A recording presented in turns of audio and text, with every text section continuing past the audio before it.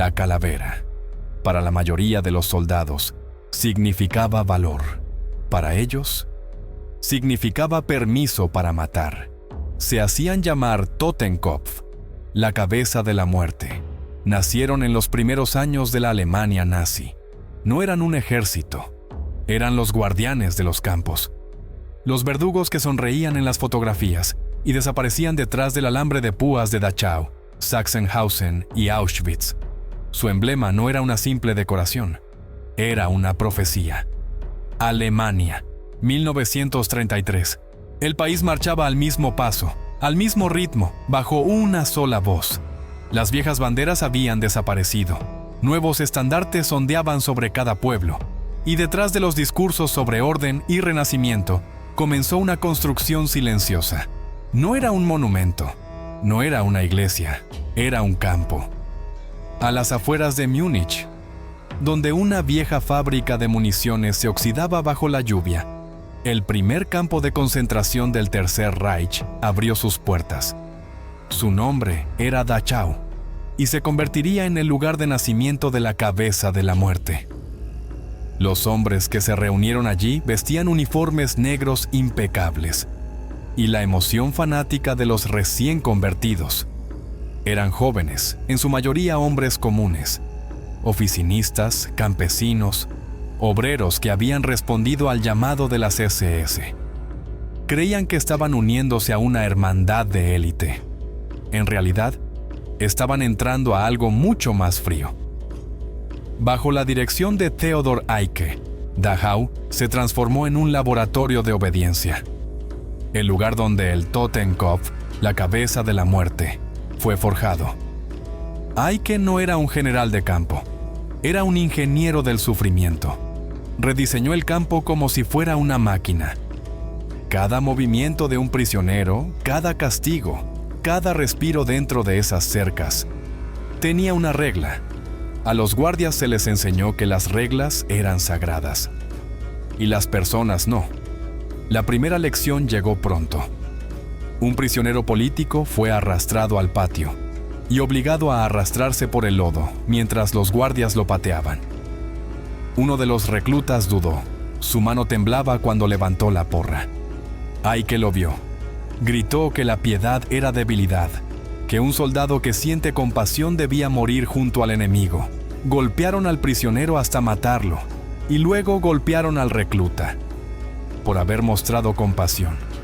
Así aprendieron los hombres de la Totenkopf a matar, no solo personas, sino también su capacidad de sentir. Semanas después, el uniforme cambió.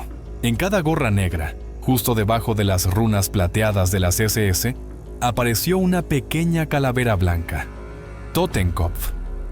Antes, había sido símbolo de valentía en antiguos regimientos alemanes. Ahora significaba otra cosa.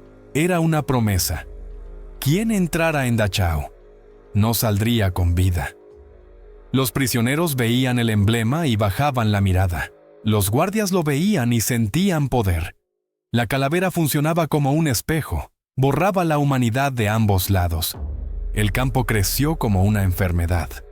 Los barracones se llenaron de enemigos políticos, judíos, gitanos, sacerdotes y cualquiera cuyo silencio ofendiera al Reich. El aire olía a sudor, desinfectante y miedo. Las listas comenzaban antes del amanecer. Los prisioneros permanecían de pie durante horas bajo la nieve o la lluvia, mientras los guardias caminaban entre las filas, con el rostro vacío y las botas brillantes. Si alguien caía, los demás debían seguir firmes. Los golpes eran rutina, las ejecuciones también. Todo se registraba, cada golpe, cada bala, con la precisión de una oficina. Por la noche, los guardias bebían cerveza en sus barracas. Les decían que eran los guardianes del nuevo orden, que la compasión era traición. Escribían cartas a casa llenas de orgullo, de promociones, de disciplina aprendida. El lenguaje del asesinato se volvió administrativo. Uno escribió: "Los gritos ya no me molestan. El trabajo se vuelve más fácil cuando dejas de pensar que son personas". Tenía 22 años. En 1935, Dachau ya no era un campo, era una escuela. Oficiales de toda Alemania llegaban para aprender el sistema Eike. Estudiaban cómo hacer los conteos, cómo organizar los castigos, cómo calcular raciones que mataran lentamente sin desperdiciar recursos. Cuando abrieron nuevos campos, Sachsenhausen, Buchenwald, más tarde Auschwitz, sus planos provenían directamente de los archivos de Dachau. La cabeza de la muerte estaba creciendo, multiplicando su silencio. En el patio de entrenamiento, los reclutas practicaban el control.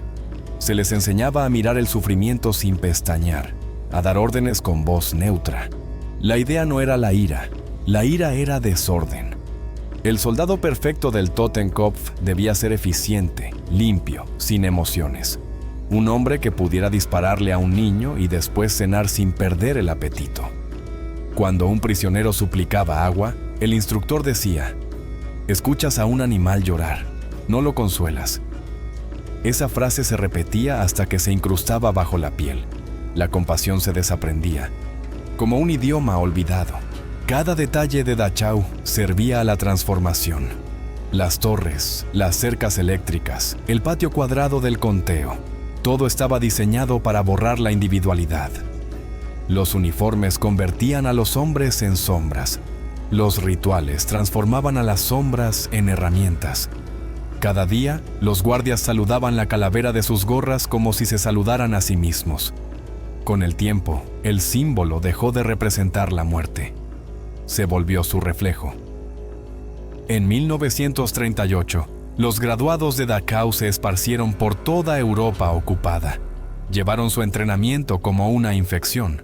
En Polonia, dirigieron fusilamientos masivos. En el este, administraron guetos y campos. Ya no veían la crueldad como crueldad. Era procedimiento.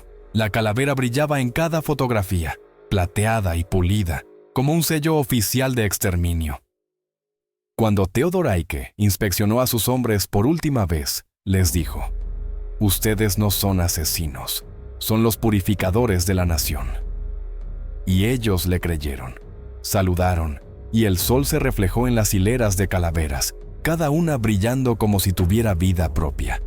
Dentro de esas cuencas vacías estaba el plano de lo que vendría: Auschwitz, Majdanek, las marchas a través de la nieve y las cenizas. Dachau permaneció abierto hasta los últimos días de la guerra. Cuando las tropas estadounidenses llegaron en abril de 1945, el campo era un desierto de cuerpos y silencio. Más de 40,000 personas habían muerto allí, pero su legado real se medía en millones. Las vidas borradas en los campos que copiaron su diseño. Cada puerta, cada barracón, cada ritual de crueldad tenía un mismo origen: Dachau. Los hombres formados allí se llamaban a sí mismos cabeza de la muerte. Pero la verdad era otra. Dachau no produjo soldados, produjo técnicos del exterminio. Aprendieron a reemplazar la conciencia por obediencia y la obediencia por orgullo. En su mente, matar se volvió simplemente otro tipo de trabajo. La calavera en sus gorras estaba destinada a infundir miedo en otros. Pero, tal vez, también era una advertencia para ellos mismos. Usa la muerte el tiempo suficiente, y ella terminará usándote a ti. Decían que un hombre del Totenkopf podía mirarte durante minutos sin moverse, sin respirar, sin parpadear. No era valor lo que congelaba sus ojos, era entrenamiento. A finales de los años 30, la cabeza de la muerte ya era una máquina que se replicaba a sí misma. Sus hombres ya no necesitaban a Theodor Eicke a su lado. Su voz vivía dentro de sus cabezas. Cada nuevo recluta llegaba con la cara aún suave, joven, y se marchaba con ojos vacíos, como espejos sin reflejo. Les enseñaban que el enemigo no estaba en el campo de batalla. El enemigo vivía dentro de ellos, escondido bajo un nombre antiguo: empatía. Para destruirlo, las SS construyeron un nuevo tipo de aula. Los campos de entrenamiento se multiplicaron por toda Alemania y la Polonia ocupada. Dachau, Oranienburg, Danzig, Lublin. Filas de barracones se alzaban como fábricas de obediencia. Los muros no resonaban con gritos, sino con órdenes dichas en voz monótona. rígido. No apartes la mirada, no cuestiones. Les decían que eran los elegidos, la sangre pura, el futuro de Europa, y que para merecer ese honor, debían eliminar su último rastro humano. Todo comenzaba con el aislamiento. Durante las primeras semanas, los reclutas no podían escribir a casa. Las visitas familiares se cancelaban sin explicación. Dormían sobre tablas duras bajo un lema grabado en letras góticas: «Mi lealtad es mi honor». Se levantaban antes del amanecer, marchaban hasta el agotamiento y eran castigados no por errores, sino por dudar. Dudar era traición. Si un hombre tropezaba durante el entrenamiento con armas, el instructor lo golpeaba hasta que se levantara. Si lloraba, los demás eran obligados a reír. Reír era parte de la lección, enseñaba distancia. El dolor debía parecer entretenimiento. No les mostraban películas de valentía o de victoria. Les mostraban cadáveres, fotografías de Dachau, gráficos de enfermedades, imágenes de los llamados enemigos del Estado. El mensaje era claro: la compasión es una infección. Toda emoción debía ser esterilizada. Cuando llegaban nuevos prisioneros para trabajo forzado, los reclutas observaban desde filas perfectas. Aprendían cómo despojar, registrar y golpear de manera eficiente. No se trataba de crueldad, sino de precisión. La violencia debía verse limpia. Un buen castigo era el que no dejaba desorden. Un instructor, más tarde capturado, describió un ejercicio llamado Augenruhe, la calma de los ojos. Los reclutas debían mirar el rostro de un prisionero durante 60 segundos, sin parpadear. Si lo hacían, el cronómetro volvía a cero. Algunos se desmayaban, otros sonreían. Los entrenadores anotaban quién sonreía primero, y esos eran ascendidos. Para cuando comenzó la guerra, la división Totenkopf ya no era solo un cuerpo de guardias, era una ideología con uniforme. Cuando Himmler visitó el campo de Oranienburg, les dijo: «Ustedes son el muro entre el orden y el caos. El mundo colapsará si ustedes se ablandan». Aplaudieron, no por entusiasmo, sino por reflejo. Aplaudir también era una orden. Por las noches, los reunían para las llamadas conferencias de visión del mundo.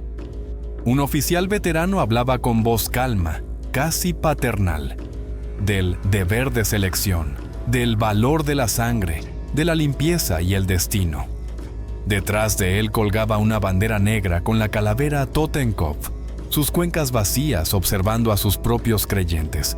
Cuando terminaba la charla, nadie hablaba.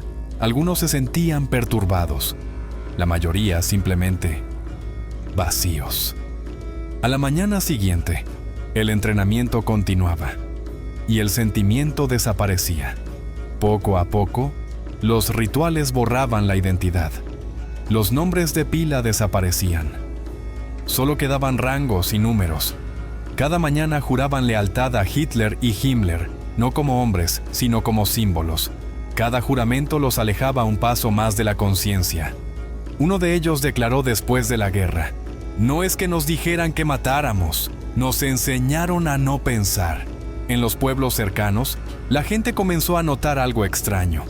Los guardias del Totenkopf se movían de forma mecánica, sin gestos, incluso fuera del servicio. Cuando entraban a una taberna, el silencio llenaba el lugar. Bebían sin gusto, comían sin hambre.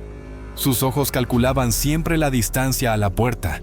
De regreso al cuartel, limpiaban sus botas hasta ver su reflejo, y luego apartaban la mirada.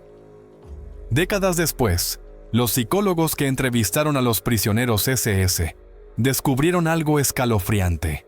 Muchos no eran sádicos, eran metódicos, educados, disciplinados. Habían aprendido a compartimentar el horror como si fuera trabajo de oficina. Un investigador escribió: «Describen ejecuciones con el mismo tono con el que hablarían de jardinería». El Totenkopf no mataba por rabia. Mataba porque el sistema lo había entrenado para obedecer la estructura por encima de la moral. Dentro de Auschwitz, esa disciplina se volvió pesadilla. Los guardias se movían entre las rutinas de la muerte, como si siguieran un horario. En los conteos, un oficial miraba su reloj mientras el humo salía de las chimeneas detrás. En Majdanek, un sargento joven daba instrucciones al pelotón de fusilamiento con voz tranquila, casi de maestro. Los prisioneros recordaban la quietud de sus ojos, sin odio, sin placer, solo concentración. Era la calma que los instructores tanto elogiaban, la calma de los ojos. Si un guardia mostraba señales de derrumbe, temblores, vómitos, pesadillas, lo enviaban a la enfermería. No para terapia, sino para reajuste. Les daban sedantes, alcohol o tareas más ligeras. Clasificar objetos de los muertos, llenar formularios. El objetivo no era curarlos, era reiniciarlos. La maquinaria de obediencia no toleraba errores humanos. No todos lo lograron. Algunos se suicidaron, otros desaparecieron en traslados. Algunos se volvieron aún más crueles, como si más violencia pudiera silenciar su culpa. Uno de ellos, famoso en Treblinka, tenía un jardín de rosas junto a la pared de la cámara de gas. Cuando lo interrogaron después de la guerra, dijo: «Me recordaba que la belleza sobrevive a todo». El sistema Totenkopf creó hombres capaces de decir eso y creerlo. Ya no eran individuos, eran ecos de una doctrina. La continuación viva de la primera lección de Dachau. La piedad es debilidad. La calavera en sus gorras ya no los asustaba, los consolaba. Significaba que pertenecían. Durante los últimos años de la guerra, cuando las ciudades alemanas ardían, la misma coraza mental que los había vuelto asesinos los convirtió en autómatas. Seguían órdenes incluso cuando sabían que los llevaban a la muerte. Cuando los pueblos eran rodeados, los quemaban igual. Cuando Himmler les ordenó limpiar al Reich de traidores, disparaban a desertores, incluso a sus propios camaradas. Los ojos que nunca parpadeaban se habían convertido en ojos que nunca cuestionaban. Cuando llegaron los aliados, los soldados que liberaron los campos describieron un silencio irreal. Los guardias sobrevivientes permanecían inmóviles, mirando el caos de la libertad como si estuvieran detrás de un vidrio. Un oficial estadounidense escribió: «Parecían maniquíes que habían aprendido a respirar». Durante los juicios, los fiscales proyectaron fotos de los crímenes. Algunos acusados apartaron la mirada, otros no. Sus rostros permanecieron vacíos, como si aún esperaran la próxima orden. Historiadores aún debaten cómo hombres comunes pudieron convertirse en verdugos. La respuesta no está en la locura, sino en el método. Los Totenkopf fueron entrenados como máquinas, despojados de empatía, reforzados por la jerarquía, recompensados por su control. Aprendieron a estar frente al dolor y no sentir nada. A ver morir a un hombre y ajustar su postura, en lugar de su conciencia. Aprendieron la calma de los ojos, el silencio de la obediencia. Y en ese silencio, el Reich encontró a sus sirvientes perfectos. Cuando todo terminó, algunos dijeron no ver nada malo. Otros vivieron perseguidos por destellos. Un rostro de niño, una voz en otro idioma, un instante en que casi parpadearon. Pero para la mayoría ya era tarde. La transformación era irreversible. Se habían convertido en lo que Eike y Himmler soñaron. Hombres capaces de mirar el horror y llamarlo orden. Hombres que podían observar la muerte, sin miedo, sin alma, esperando el siguiente turno en el horario. Los ojos que nunca parpadearon. La transformación estaba completa. Los hombres del Totenkopf ya no necesitaban órdenes para ser crueles. La crueldad se había vuelto rutina, tan predecible como el amanecer. Lo que había comenzado en el patio de Dachau ahora se extendía por todo un continente, de Alemania a Polonia, de la Francia ocupada a los países bálticos. La calavera de la cabeza de la muerte vigilaba un nuevo tipo de imperio, uno construido no sobre ciudades, sino sobre campos de concentración. Para 1941 había cientos de ellos, algunos pequeños, escondidos entre bosques, otros vastos, industriales, con nombres que aún hoy provocan escalofríos: Auschwitz, Majdanek, Sobibor, Treblinka. No eran cárceles, eran centros de procesamiento humano. Cada valla, cada barracón, cada horario provenía de los planos originales de Dachau. Pero lo que hacía realmente aterradores estos lugares no era la arquitectura, era la sistematicidad. El Totenkopf ya no era una guardia, era una administración de exterminio. Los primeros prisioneros llegaban en tren, siempre en tren. Vagones de carga construidos para ganado ahora transportaban familias enteras, judíos, gitanos, disidentes políticos, prisioneros soviéticos, sacerdotes, niños. Cuando los vagones se detenían, focos potentes iluminaban los andenes, los perros ladraban y los altavoces repetían: «Dejen su equipaje, tengan sus documentos listos». Los guardias no necesitaban gritar. Su silencio hacía el trabajo.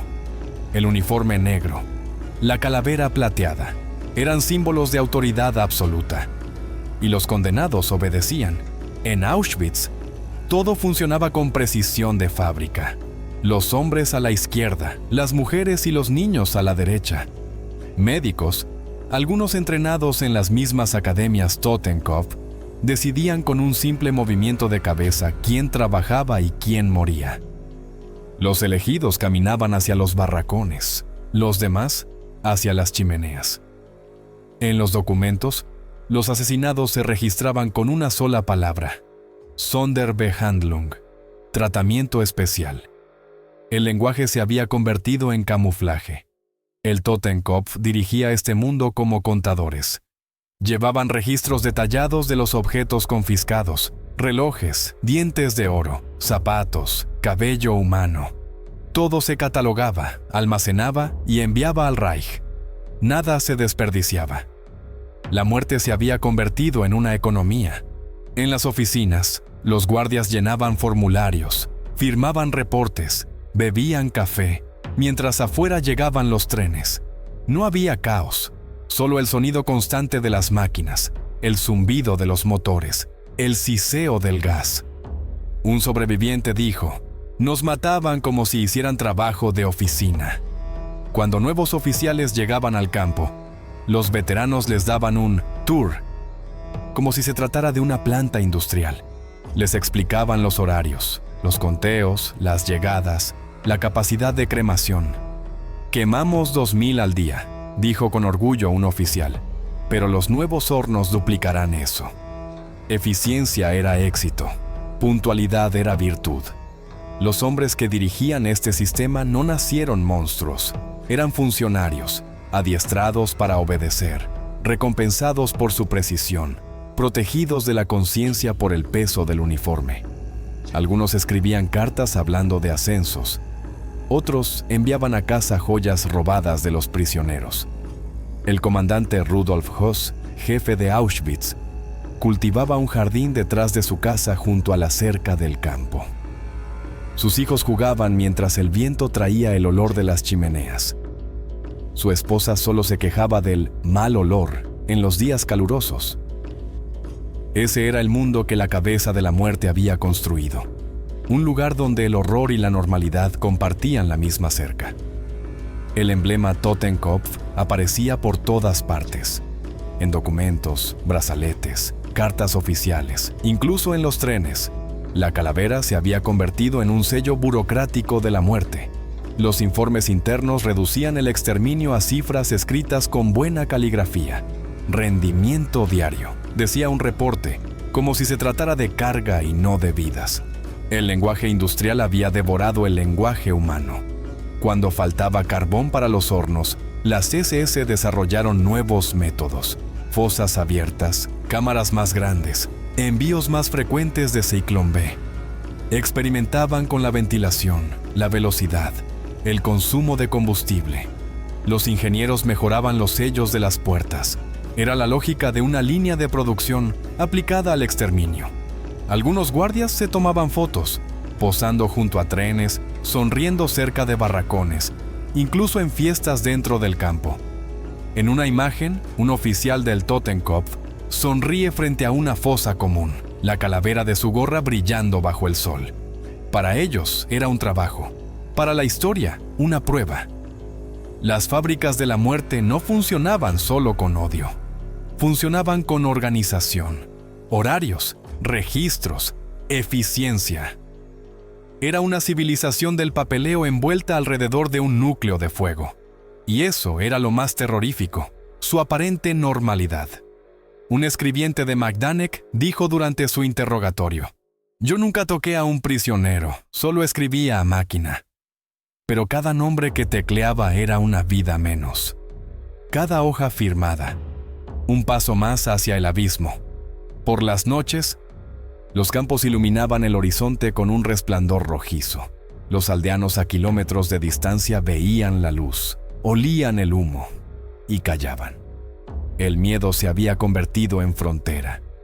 El Totenkopf había creado un mundo donde el silencio era seguridad y la ignorancia, supervivencia. Entre ellos, los guardias se inventaban rituales de negación. Se decían que los prisioneros eran criminales, que su trabajo era necesario. Cuando llegaban nuevos trenes, los llamaban material. Una sola palabra que borraba rostros, voces, historias. Así era más fácil matar. Dentro de las cámaras de gas, las víctimas rara vez entendían lo que ocurría hasta que las puertas se cerraban. Los guardias afuera evitaban mirar por la ventanilla. Algunos fumaban, otros miraban el reloj. El trabajo debía seguir en horario. Cuando todo quedaba en silencio, abrían las puertas, aireaban la habitación y preparaban el siguiente grupo. Nadie hablaba. El silencio también era parte del protocolo, y aún así aparecían grietas. Algunos guardias temblaban, vomitaban, pedían ser transferidos al frente. Preferían el combate antes que el silencio de las cámaras, pero muchos fueron rechazados. Les decían: «Tus habilidades son demasiado valiosas». El sistema los necesitaba, siempre necesitaba más manos. Para 1944, la red de muerte cubría toda Europa ocupada. Los trenes llegaban día y noche. El humo nunca cesaba. Y los hombres del Totenkopf mantenían su misma calma inquebrantable. Creían que aún estaban ganando, incluso mientras el Reich se derrumbaba. La maquinaria del genocidio siguió funcionando hasta el final, movida solo por la inercia y la negación. Cuando los aliados entraron en los campos, encontraron montañas de zapatos, anteojos, cabello humano, clasificados por color y tamaño. Los libros contables seguían abiertos, las plumas aún húmedas. Los últimos guardias habían huido, pero los escritorios estaban ordenados. Las calaveras seguían impresas en los membretes. Los periodistas que llegaron con las tropas no hallaron palabras. Uno escribió: «Parece una industria que olvidó detenerse». Y tenía razón. El Totenkopf ya no era un ejército, ni siquiera asesinos en el sentido antiguo.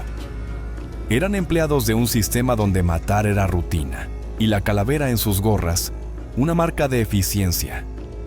En los juicios posteriores, insistían: «Solo cumplíamos órdenes». Hablaban de disciplina, deber, estructura. Casi ninguno mencionaba los trenes, ni el humo. Pero los historiadores reconstruyeron la verdad. El Totenkopf había sido el ingeniero del genocidio, una burocracia de muerte tan vasta que funcionaba como un negocio. Todo había empezado con el primer golpe en Dachau. Maduró con la calma de los ojos y alcanzó su perfección aquí, en las fábricas de la muerte, donde matar dejó de ser un acto moral y se convirtió en un procedimiento. La calavera había cumplido su profecía. La muerte se volvió rutina. El imperio de las calaveras se estaba derrumbando. Era el invierno de 1945. Desde el este avanzaba el ejército rojo. Desde el oeste, los aliados. Las ciudades alemanas ardían y el Reich ya era una sombra. Los trenes que antes llevaban millones hacia los campos, ahora corrían en dirección contraria, llenos de órdenes confusas, documentos y miedo. Pero el Totenkopf no recibió la orden de rendirse, recibió una palabra distinta, una mentira: evacuación. Cuando los primeros tanques soviéticos aparecieron en las afueras de Auschwitz, En enero de 1945, desde Berlín llegó una orden cifrada. Ningún prisionero debe caer en manos del enemigo. No serían evacuaciones, serían ejecuciones en movimiento, lentas, metódicas, extendidas por cientos de kilómetros de hielo y desesperación. La historia las recordaría como las marchas de la muerte. Antes del amanecer, los prisioneros eran sacados de los barracones. Los formaban en filas bajo la nieve. Algunos aún llevaban zuecos de madera. Otros, los pies desnudos. Muchos ya no podían mantenerse en pie. Los guardias recorrían las filas observando. Quien no se levantaba, recibía un disparo. El cuerpo quedaba allí, congelado, como advertencia para los demás, y entonces comenzaba la marcha. Columnas interminables salían de los campos: Auschwitz, Stutthof, Ravensbrück, Buchenwald. Miles de esqueletos andantes avanzando hacia el oeste. Los hombres del Totenkopf caminaban a su lado, fusiles al hombro, perros ladrando. Las órdenes eran claras: mantener el paso, cueste lo que cueste. Cada paso que se quedaba atrás era otro cadáver en la carretera. Para los guardias no era caos, era rutina. Los Totenkopf registraban las rutas, medían las distancias, racionaban las balas. Incluso en el colapso, la maquinaria de control seguía funcionando. Algunos se burlaban diciendo que todavía estaban en horario. Otros simplemente no hablaban. Los sobrevivientes contaron después el sonido de esas marchas. No el de los disparos, sino el de los pasos. El crujir del hielo, la tos, los gemidos apagados de miles que se movían como un solo cuerpo enfermo. Pasaban frente a pueblos donde la gente miraba desde las ventanas sin atreverse a ayudar. A veces un campesino dejaba un balde de agua junto al camino. Los guardias lo pateaban, derramándolo sobre la nieve. Las noches eran peores. Los prisioneros caían de agotamiento y eran pisoteados por los demás. Los Totenkopf encendían fogatas para calentarse. Comían de sus latas mientras los cuerpos yacían inmóviles alrededor. Un guardia escribió en su diario: «Se nos ordena mantener la disciplina. Los débiles caen como moscas. No siento nada». La página siguiente estaba en blanco. Conforme avanzaban hacia el oeste, los caminos se convirtieron en cementerios. La nieve se teñía de gris. El aire olía a humo, carne y podredumbre. Las marchas duraban días, a veces semanas. Los pocos que sobrevivían al primer día rara vez llegaban al tercero. Algunos intentaban escapar hacia los bosques. La mayoría era cazada y ejecutada. No había entierros, solo desapariciones lentas. El Totenkopf obedecía sin dudar. Para ellos, los prisioneros no eran personas. Eran evidencia que debía eliminarse. Algunos disparaban a los moribundos para ahorrar balas. Otros obligaban a los sobrevivientes a cargar los cuerpos hasta que caían también.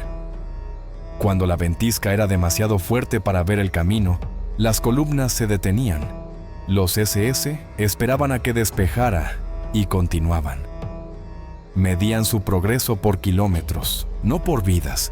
En algunos pueblos, la gente intentó ayudar. En Silesia, un grupo de aldeanos llevó pan a los marchantes. Los guardias lo confiscaron, se lo comieron y arrojaron los envoltorios sobre la nieve. En otro lugar, un sacerdote pidió permiso para enterrar los cuerpos amontonados en las zanjas.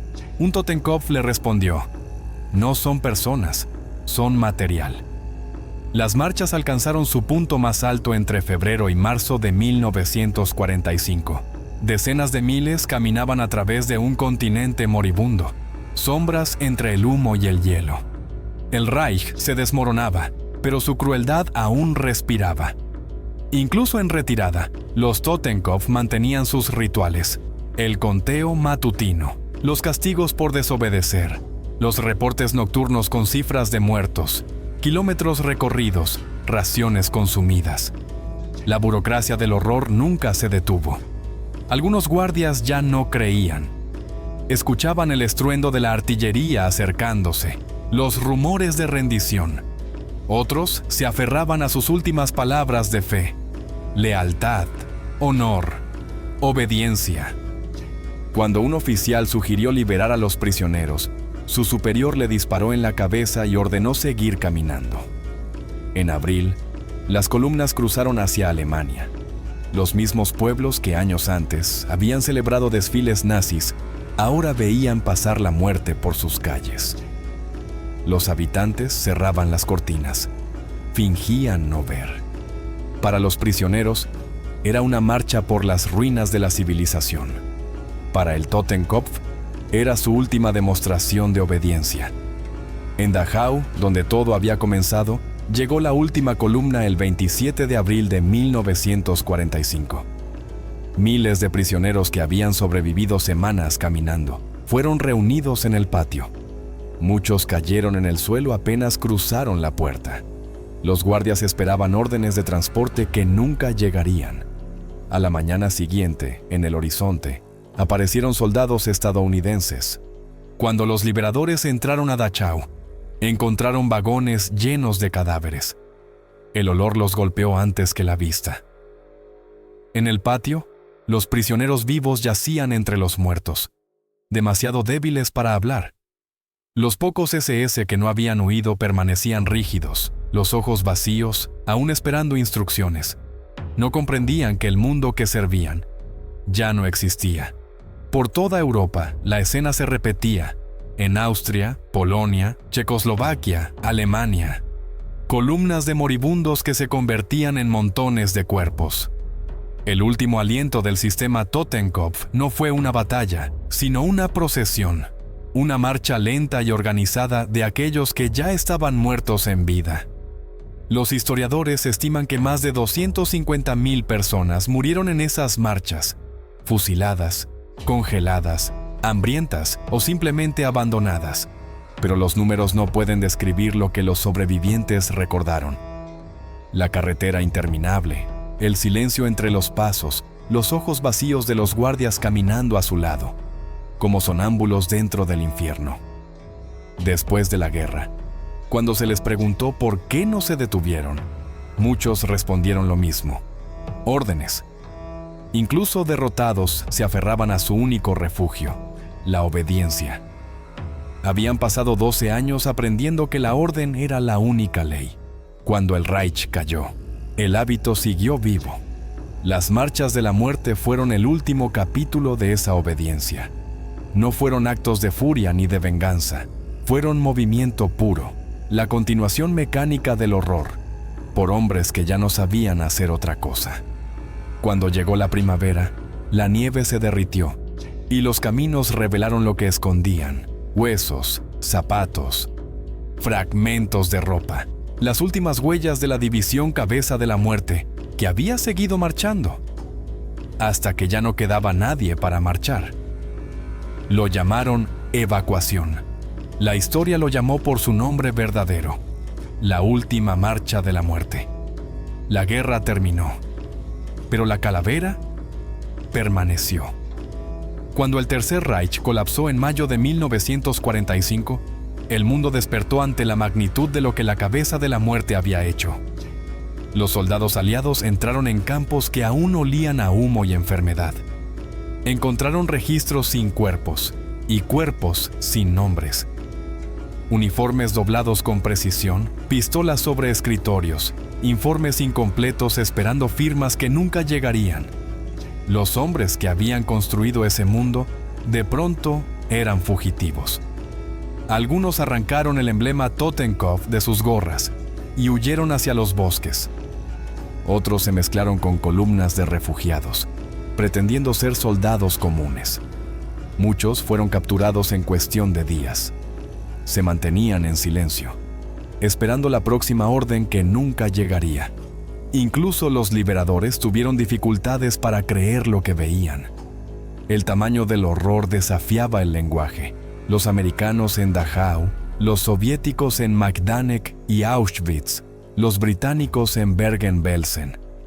Todos escribieron las mismas palabras en sus diarios: no pensamos que los seres humanos pudieran hacer esto. El Totenkopf había convertido la crueldad en rutina, y la rutina, en memoria. Los juicios comenzaron casi de inmediato. En Nuremberg, las fotografías de los campos se proyectaban en pantallas gigantes. Los testigos temblaban al relatar las cámaras de gas, las ejecuciones, el hambre y las largas marchas bajo la nieve. Los acusados permanecían de pie, los rostros pálidos, los ojos vacíos, mirando hacia la nada. Cuando se les preguntaba si eran culpables, la respuesta era casi siempre la misma: no, solo seguía órdenes.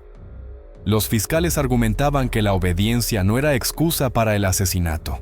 La defensa respondía que la desobediencia era la muerte. Entre esas dos frases colgaba el fantasma del Totenkopf, la idea de que el deber podía borrar la moral. Algunos fueron condenados a la horca, otros recibieron años de prisión. Unos pocos escaparon del todo, cambiando nombres, huyendo a Sudamérica o Medio Oriente, viviendo incluso al lado de las casas de sus víctimas. Las calaveras que antes llevaban con orgullo fueron escondidas en cajones, enterradas bajo el suelo, vendidas décadas después como reliquias históricas. Pero la ideología que sirvieron no desapareció. Se deslizó hacia las sombras, en susurros, en símbolos, en grupos que aún confundían disciplina con fuerza. La calavera Totenkopf, una vez emblema de terror, se convirtió en un fetiche para quienes veían belleza en el control. Apareció en parches, banderas y tatuajes, vaciada de contexto, pero todavía cargada de oscuridad. Los historiadores la llaman la banalidad del mal. La manera en que el horror se vuelve soportable cuando está envuelto en uniformes y órdenes. El Totenkopf lo demostró. No eran monstruos natos. Fueron moldeados, entrenados y recompensados hasta que obedecer se sintió como virtud. Su legado no son solo las tumbas que llenaron, sino el patrón que dejaron. Qué fácil es transformar a hombres comunes en engranajes de un sistema.